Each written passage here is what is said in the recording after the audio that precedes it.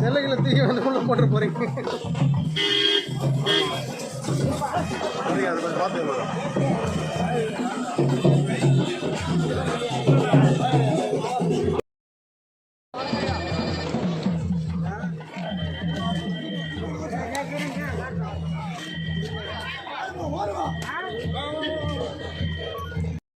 சாலைகள் வசதிகள் மிகவும் பின்தங்கிய பகுதியாக தான் இருந்தது. ஆனால் இன்னொன்று சொல்லலாம், 4 வழி சாலையே தமிழ்நாட்டில் எத்தனையோ மாவட்டத்தில் இருந்திருக்கலாம். ஆனால் 4.5 வருஷத்துக்கு முன்னாடி திருவண்ணாமலை மாவட்டத்தில் 4 வழி சாலை என்பதே கண்ணில் பார்க்காத ஒரு நிலைமை இருந்தது. ஆனால் இன்றைக்கு என்ன நிலைமை?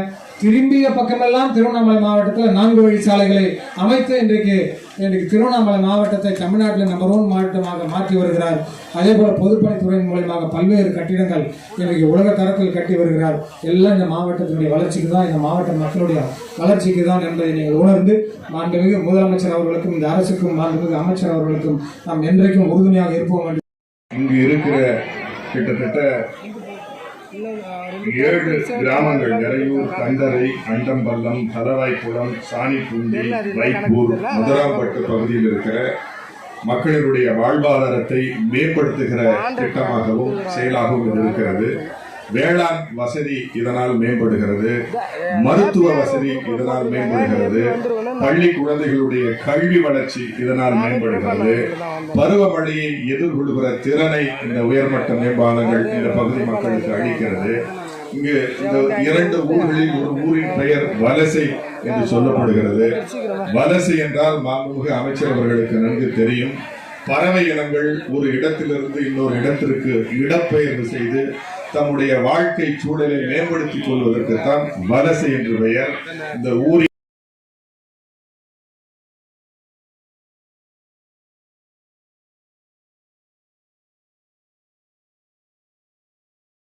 வேண்டும் என்ற நீண்டகால கோரிக்கையை நம்முடைய மாண்புமிகு அமைச்சர் இந்த தொகுதியுடைய முன்னாள் சட்டமன்ற உறுப்பினராக இந்த ஊர்களெல்லாம் ஒரு தொகுதியில் இருந்த காரணத்தால் தான் நாங்கள் கேட்டவுடன் இந்த பகுதிக்கு இந்த பாலத்தை கொடுத்திருக்கிறார்கள்.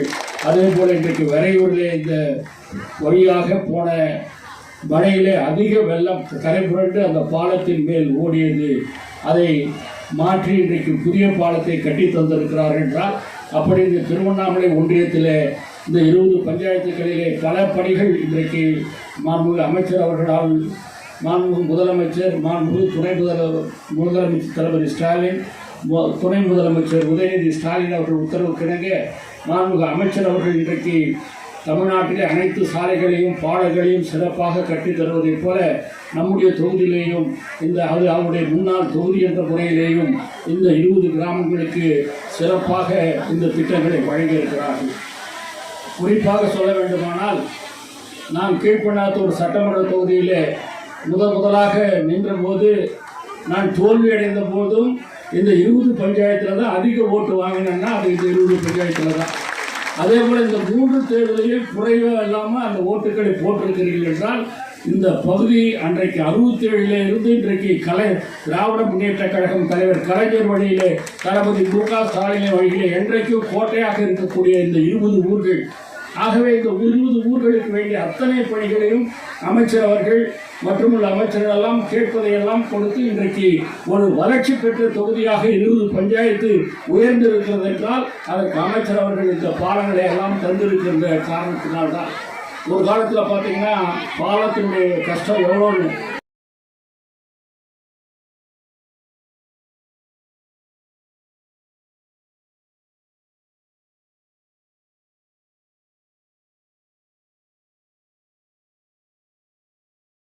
இன்றைக்கு தொடர்ந்து நடைபெறுகின்ற இந்த பணிகள் மென்மேலும் வளர்ந்து நீங்கள் என்றென்றைக்கும் தளபதி அவர்களுக்கு ஆதரவாக இருக்க வேண்டும் என கேட்டு வாய்ப்புக்கு கேட்டுக்கொள்கிறோம்.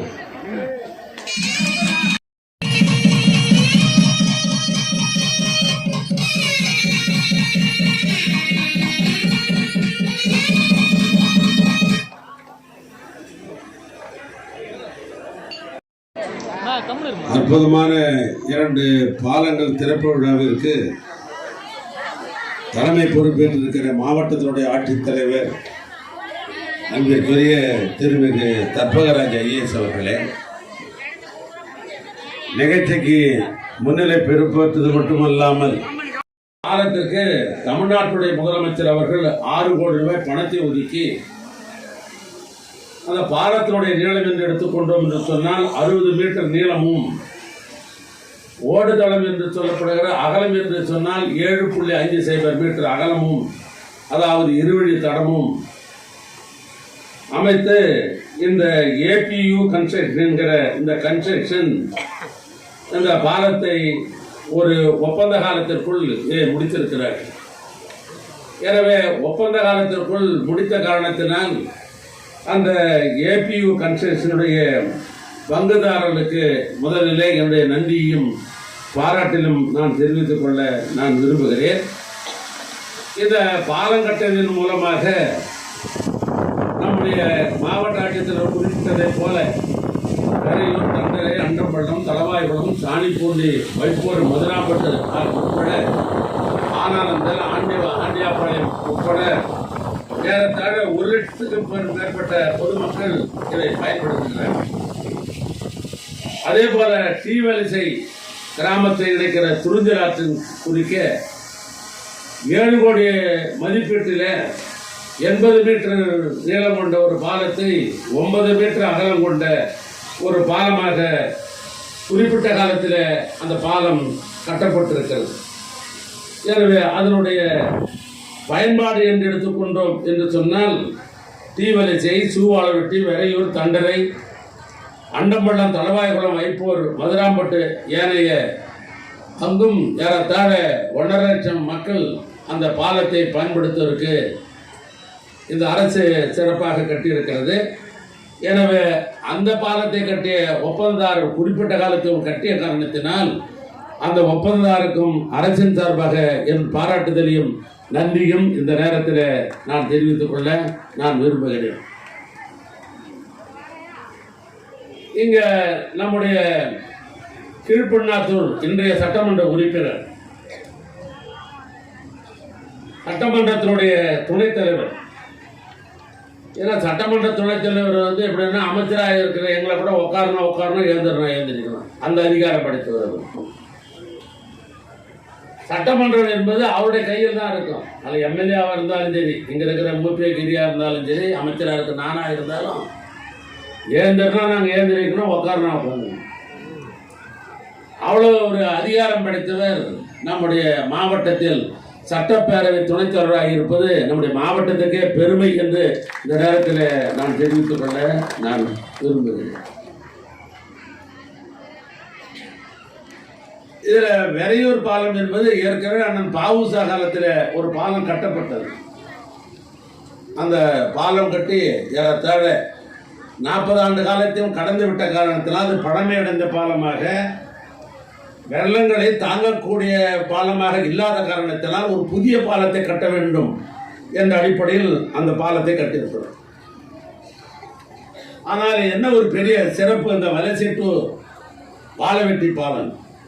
ஏன்னா அந்த செய்தியை நான் பகிர்ந்தே ஆகணும், வேறு வழி இல்லை. சூவாலவெட்டி இந்த வெறையூர் பாலம் என்பது துறிஞ்சலாற்றின் குறுக்கே போகிற ஒரு பாலம். எனக்கு சரியாக நினைவிருக்கும் என்று சொன்னால் 1984ஆம் ஆண்டு நான் சட்டமன்ற உறுப்பினராக வேட்பாளராக நின்ற காலங்களில் இந்த வாக்குகளை சேகரிக்கிற பொழுது அப்போ இப்படிலாம் இருக்கிற ரோடுலாம் இப்போலாம் கிடையாது. அப்பெல்லாம் இப்போ வாழவெட்டிக்கும் சூவாலவெட்டிக்கும் அங்கே திருவாரூர் வாழவெட்டிக்கும் போகிறோம் அப்படின்னு சொன்னால் துறிஞ்சலாற்று கடந்து தான் போகணும். பாதையே இல்லாத காலம், ஒத்தடிப்பார். அப்போது உணவுக்கு வேலை வாங்க திட்டம் என்று ஒரு திட்டம் வந்தது. 40% பணம் கொடுப்பாங்க, 60% அரிசி கொடுப்பாங்க. அப்படி ஒரு திட்டம் இருக்குது. ஆனால் அப்போல்லாம் மாவட்ட ஆட்சித்தலைவர் இனிமேல் கல்லூரியில் படித்த காலமாக இருக்குன்னு நான் கருதுகிறேன். 84 84 ஸ்கூலில் படிச்சிருந்தாரா நம்ம கலெக்டர் அந்த காலத்தில். அந்த திட்டத்தின் மூலமாகத்தான் முதலாக வாழவெட்டியிலிருந்து துறிஞ்சலாற்றுக்கு பாதை அமைச்சோம். அப்போ தான் கல் ரோடு அப்பொழுது இந்த பகுதியிலே மக்களை சந்திக்க வேண்டும் என்று சொன்னால் வேட்பாளராக இருப்ப யாராக இருந்தாலும் வெறையூர்லேருந்து தண்டரை ரயில்வே ஸ்டேஷன், அது ஒரு மணிக்கணக்காக நிற்கணும், அது வேற அந்த ரயில்வே ஸ்டேஷன் அப்பப்போ கேட்டு போட்டுருவாங்க. அந்த ரயில்வே ஸ்டேஷன் தாண்டி தான் தண்டரைக்கு போகணும். தண்டரையிலிருந்து கிழக்கு பகுதிக்கு போனோம்னா அந்த பகுதியிலே அண்டம்பள்ளம் போகலாம், ஆனானந்தம் போகலாம், மதுராம்பட்டு போகலாம். அண்டம்பள்ளத்திலே இருந்து ஆண்டியாபாளையம் போகணும், ஆண்டியாபாளையத்திலிருந்து வலிசிக்கு வரணும். வலிசிக்கும் சூவாலைவெட்டிக்கும் பாதை உண்டா என்று சொன்னால் அங்கதான் குறுக்கிடுகிறது இந்த குறிஞ்சிலாறு பாலம். அவர் இல்லை, பாலவெட்டியில் சுந்தரன் நம்ம செல்வராஜன் நேர்ம குதிராளர் பேர், அவர் சித்தப்பா பேர் சுந்தரன் பேர். ஏன்னா இங்கே வால்வெட்டிலாம் வாத்தியாரெலாம் வந்திருக்காரு, தெரியும், உட்காந்துருக்குறாரு, அதெல்லாம் தெரியும். அதெல்லாம் வாத்தியார்கள் இருந்தவங்க ஓய்வு பெற்றிருக்கிறாங்க. அவர் சொன்னார், அவர் எப்பவுமே மோடாமுட்டமாக பேசக்கூடிய ஆள். இவ்வளோ தூரம் எதுக்கு நாம் போகிறது, நாம் இந்த சுருதிலாத்தை அப்படி கடந்துட்டோம்னா அண்டம்பள்ளத்தை நம்ம 1 கிலோமீட்டர்லேயே பிடிச்சிக்கலாம் அப்படின்னாரு, ஐடியா கொடுத்தார். சரி வாப்பா போகலாம் சுந்தரம் அப்படின்னு சொல்லி சூவாலையிலேருந்து பொடி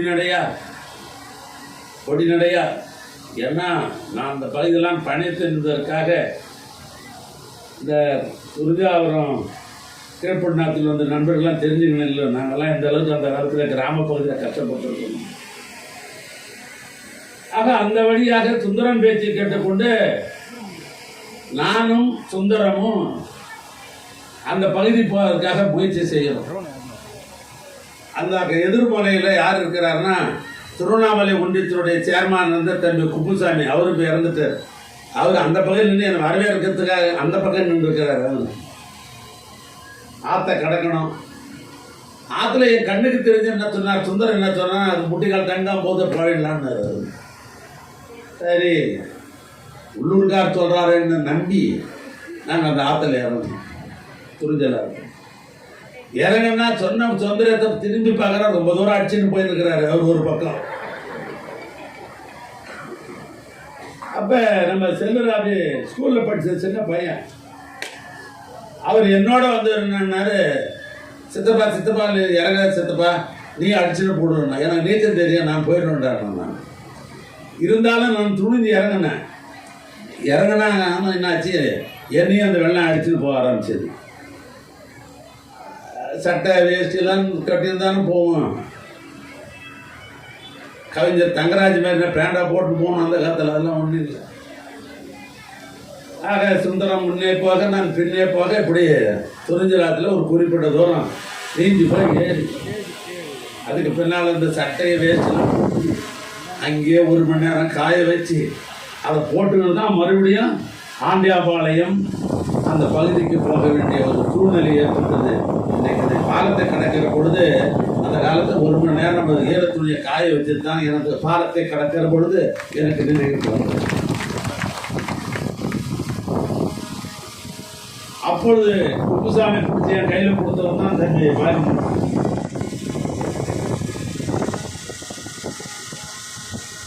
ஆனால் இவ்வளோ பெரிய கஷ்டப்பட்டேன். ஆனால் அந்த பாலம் அரசியல் இருக்கிற தட்ப வெப்பங்கள்,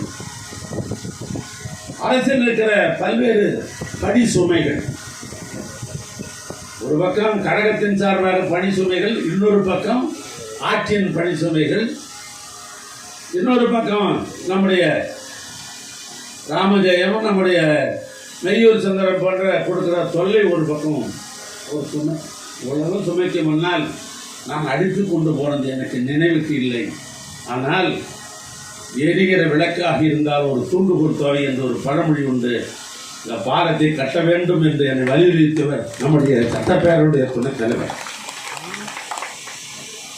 ஆனால் உரிய நேரத்தில் அவர் வலியுறுத்தலாம், எனக்கு கூட நினைவில் போயிருக்கலாம். இந்த துறையோட அமைச்சராக நான் பொறுப்பேற்று இருந்தாலும் கூட ஒரு தொகுதியினுடைய சட்டமன்ற உறுப்பினர்கள் உரிய நேரத்தில் எனக்கு நினைவூட்டி அந்த பாலம் நம்முடைய மக்களுக்கு பயன்பாட்டுக்கு வர வேண்டும் என்ற நிலையை உருவாக்குபவர்கள் நம்முடைய சட்டமன்ற உறுப்பினர் சொன்னால் அதை முதலிடத்தில் இருப்பவருடைய சட்டமன்ற உறுப்பினர் நம்முடைய கீழ்பண்ணாத்தூர் சட்டமன்ற உறுப்பினர் நம்முடைய விஜயாண்டி அவர்கள் தான். அவர் சொன்னார், அரசு மேடையாக இருந்தாலும் ஒரு செய்தியை நான் வலியுறுத்தித்தான் ஆக வேண்டும். பொதுவாக சட்டமன்ற உறுப்பினர்கள் ஆனால் தான் அவர் துணைத் தலைவர், நான் அமைச்சராக முடியும். ஆக சட்டமன்ற உறுப்பினர் ஆக வேண்டும் என்று சொன்னால் வாக்காளர்களுடைய நம்பிக்கையை நாங்கள் பெற வேண்டும். வாக்காளருடைய நம்பிக்கையை நாங்கள் பெற்றால்தான் அது வாக்குகளாக மாறும். அப்படிப்பட்ட வாக்குகள் இந்த 20 ஊராட்சிகள் என்று சொன்னால், நான் 4 முறை ஏற்கனவே இந்த தொகுதியுடைய சட்டமன்ற உறுப்பினராக, அப்பொழுது தண்டராம்பட்டு கான்ஸ்டியூன்சி, இந்த டீலிமிட்டேஷன் அந்த கான்ஸ்டியூன்சி போயிடுச்சு. அதில் 20 ஊர்கள் தான் இன்றைக்கு கீழ்பண்ணாத்தில் இருக்கிறது. அது மானங்காத்த மருது சகோதரர்களைப் போல இந்த 20 ஊராட்சிகளை என்னை எப்பொழுதும் காத்து நிற்கிறது என்று நம்முடைய குச்சாண்டி அவர்கள் குறிப்பிட்டார். இந்த பகுதியினுடைய மக்களுடைய நம்பிக்கை பெறுவதற்கு என்னுடைய உழைப்பு மட்டும் காரணம் அல்ல. ஏன்னா இதை நம்முடைய குறிப்பாக விபி அண்ணாமலையும் ராமஜெயம் தெரிந்து கொள்ள வேண்டுவதற்காக சொல்லுகிறேன். இந்த 20 ஊர் என்பது தனிப்பட்ட இனத்தை நம்பி இருக்காது. இந்த இனம் தான் பெருசு, இந்த இனம் தான் சின்னது, இந்த இனத்துக்கார தான் வரணும், நம்ம ஆளு நின்று இருக்கார், அப்படி எண்ணம் இல்லாத ஊராட்சி இந்த 20 ஊராட்சி. கலைஞர் மீதும் இன்றைக்கு இருக்கிற தமிழ்நாட்டு முதலமைச்சர் மீது நம்பிக்கையுள்ள பகுதி இந்த பகுதி. என் காலத்திலும் சரி, இன்றைக்கு தொடர்ந்து இருக்கிற இந்த காலத்திலும் இந்த 20 ஊராட்சிகள் என்பது யார் சட்டமன்ற உறுப்பினரால் வந்தால், யார் ஆட்சிக்கு வந்தால் நம்முடைய ஊர் சிறப்படையும், நம்முடைய பகுதி சிறப்படையும் என்ற எண்ணம் கொண்ட வாக்காளர்கள் இந்த பகுதியில் இருப்பார்கள். இந்த தேர்தலில் இருப்பார்கள் என்கிற நம்பிக்கை எனக்கு உண்டு. அப்படிப்பட்ட நல்ல மக்கள், யதார்த்தமான மக்கள், கபது சூடு இல்லாத மக்கள் இந்த பகுதியில் வாழ்ந்து கொண்டிருக்கிறார்கள். ஆனால்தான் இந்த பகுதியுடைய வளர்ச்சிக்காக இந்த 20 ஊர் அப்படின்னு சொன்ன உடனே உண்மையாக எனக்கு ஒரு பாசம் உண்டு, நான் இல்லைன்னு மறக்க முடியாது. அதனால் ஆராய்ச்சி ஆரம்பம் கோச்சிக்கினாலும் அதை பற்றி எனக்கு கவலையும் இல்லை. காரணம் என்ன என்று சொன்னால், ஒரு பழமொழி உண்டு, இடுருவன் தன்னவனாக இருந்தால் கடப்பந்திர உட்கார்ந்தா என்ன, முதப்பந்திர உட்கார்ந்தா என்ன, இரவும் தான் நம்மளாச்சே என்பது. ஏன்னா எனக்கு இட்ட பகுதி இந்த பகுதி, நான் சட்டமன்ற உறுப்பினராக இருக்கிறேன். அதனால் அந்த நன்றி உணர்வுகள் எனக்கு தொடர்ந்து இருக்கிற காரணத்தினால்தான் இந்த 20 ஊர் மனுக்களின் கைக்கு வருகிற பொழுது முதல்ல அதுக்கு முக்கியத்துவம் தரும் என்று நினைப்பேன். இன்னும் சொல்ல போனால் என் தொகுதிக்கு அடுத்தபடியாக நேசிக்கிற ஊராகத்தான் இந்த 20 ஊரையும் நான் மனதில் தேக்கமாக தேக்கி வைத்திருக்கிறேன். அதனால நம்முடைய பேரவைத் தலைவர்கள் குறிப்பிட்டதை போல இந்த 20 ஊர் என்பது என்றைக்கும் நான் சொன்னதை போல மானங்காத்த மருத சகோதரர்களை போல இருக்கிற பகுதி. இந்த பகுதி என்று சொன்னால் அந்த பகுதி மக்களுக்கு என்னுடைய கோடான கோடி நன்றியை இந்த நேரத்தில் நான் தெரிவித்துக் கொள்ள நான் விரும்புகிறேன். இந்த ஆட்சி, இந்த 4 ஆண்டு கால ஆட்சியில் கீழ்பண்ணாத்துறை பொறுத்தளவுக்கு 110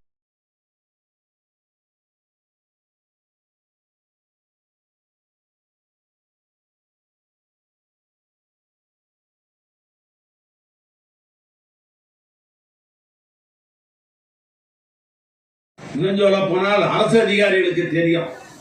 இங்க வந்திருக்கிற என்னுடைய தலைமை பொறியாளர் செந்தில் அவருக்கும் பரந்தாமனவருக்கும் அவருக்கு கீழ் பணியாற்றுகின்ற கோட்ட பொறியாளர்கள், துணை கோட்ட பொறியாளர்கள், உதவி பொறியாளர்கள்லாம் தெரியும். ஒரு ஆத்துல ஒரு பாலம் கட்ட வேண்டும் என்று சொன்னால் ஒரு பாலத்துக்கும் இன்னொரு பாலத்துக்கும் இடைப்பட்ட காலம் 5 கிலோமீட்டர் இருக்கணும். ஒரு பாலத்துக்கு இன்னொரு பாலத்துக்கும் 5 கிலோமீட்டர் இருக்கணும், அப்பதான் பாலம் கட்ட முடியும். ஆனால் வாழவெட்டிக்கும் வரையூருக்கு 5 கிலோமீட்டர் தூரம் இருக்கிறதா?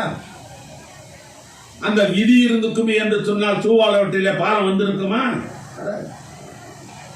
ஆனால் இன்றைக்கு தமிழ்நாட்டில் இது போன்ற கிராம பகுதியில் ஏறத்தாழ 1281 பாலங்கள் தமிழ்நாட்டில் இருந்தது. ஏன்னா தலப்பாலம் என்பது பெரும்பான்மையாக கிராமத்தை ஒட்டி இருக்கிற பாலமாகத்தான் இருக்கும். ஆத்துல தண்ணி வந்துச்சுன்னா 15 நாளைக்கு 1 மாசத்துக்கு ஸ்கூல் பசங்க போக முடியுமா? போக முடியாது, படிப்பு கெடும். கடற்பாலத்தில் தண்ணி போச்சுன்னா எப்படி ஸ்கூலுக்கு பையன் போக முடியும்? போக முடியாது.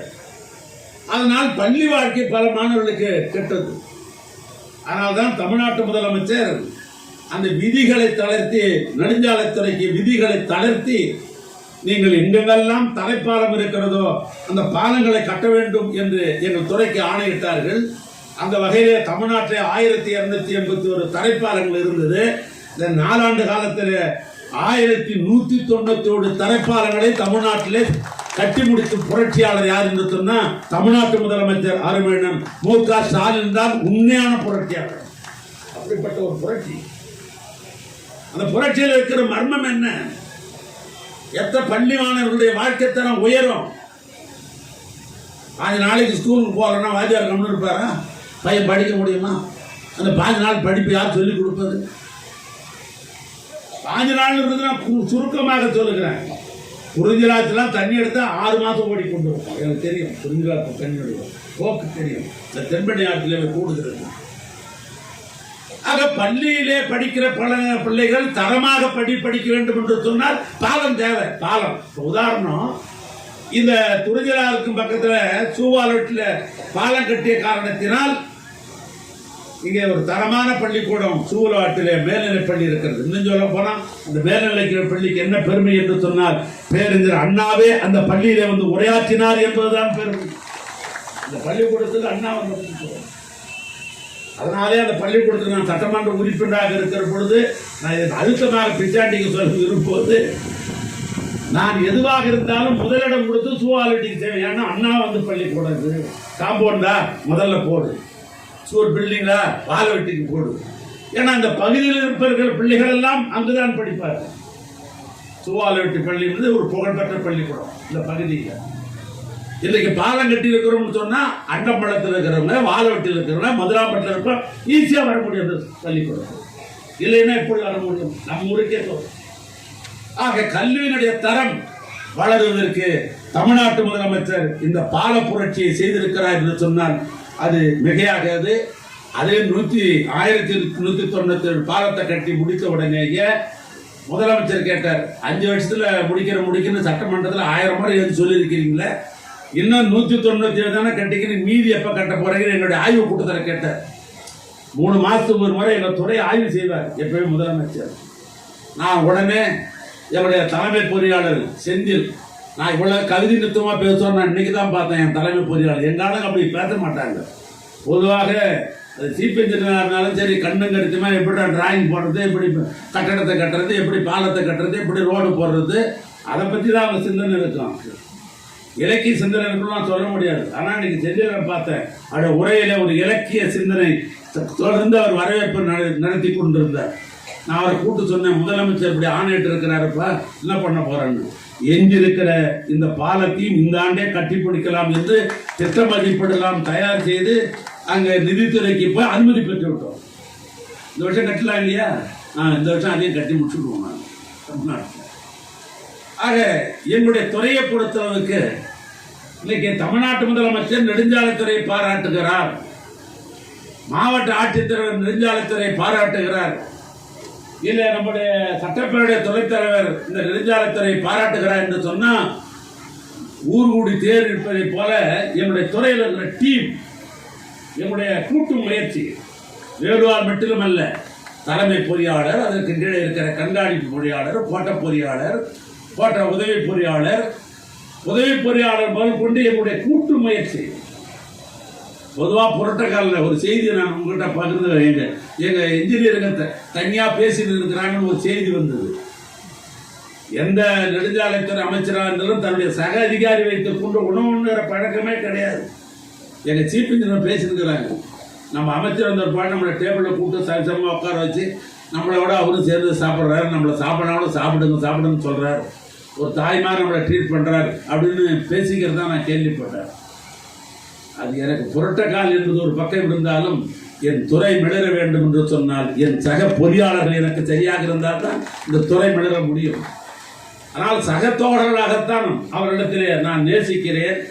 அதனால் என்னுடைய டீம் சிறப்பாக இருக்கிறது. என்னுடைய டீம் சரியாக இருக்கிற காரணத்தினால்தான் அது பண்ண முடியும். இங்கே மாவட்ட ஆட்சித்தலைவர் இருக்கிறார் சொன்னா மாவட்டத்தில் இருக்கிற அதிகாரிகள் அவருக்கு டீமா இருந்தால் தான் மாவட்டம் நன்மை பெற முடியும். அதான் தான் சொன்னேன், ஊர் மூடி தேர் இருப்பதை போல தேர தனியார் தீர்க்க வைக்க முடியுமா? ஒரு துறையில வாங்கணும்னா எல்லாம் சரியா இருக்கும்.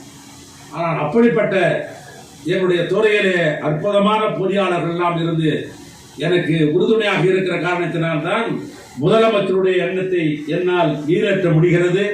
அந்த வகையில் நம்முடைய திருவண்ணாமலை மாவட்டத்தை பொறுத்தளவுக்கு நம்முடைய துறையின் சார்பாக பல்வேறு பணிகள் இன்றைக்கு சிறப்பாக நடைபெறுவதற்கு காரணம் நான் அல்ல, தமிழ்நாட்டு முதலமைச்சராக இருக்கிற அருமையண்ணன் முதலமைச்சர் மு.க. ஸ்டாலின் தான் அதற்கு காரணம். அவர் பணம் ஒதுக்கினால்தான் மாவட்டத்தில் பணி நடக்கும். பணம் ஒதுக்குற அதிகாரம் அவருக்கு இருக்கிறது. எனவே அப்படிப்பட்ட இந்த வளர்ச்சி, இந்த கீழ்பண்ணாத்தூர் தொகுதி இன்றைக்கு மேலும் மேலும் வளர்ச்சி பெற்றுக் கொண்டிருக்கிறது.